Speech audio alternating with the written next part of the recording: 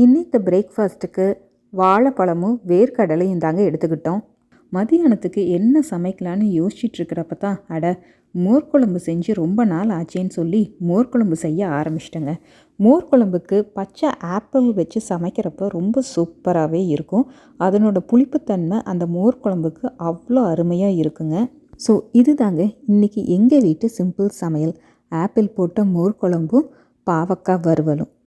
ஹஸ்பண்டுக்கு இது பிடிக்கும், குழந்தைங்களுக்கு இது பிடிக்கும்னு சொல்லி பார்த்து பார்த்து சமைக்கிற நமக்கு ஒரு காலகட்டத்தில் நமக்கு என்ன பிடிக்குங்கிறதையே மறந்து போயிடுதுங்க. ஏன்னா நமக்கு பிடிச்சாலும் அதை நாம் தான் செஞ்சு சாப்பிட்ணும், மற்றவங்களுக்கு பிடிச்சாலும் அதை நாமளே தான் செஞ்சு சாப்பிட்ணும்.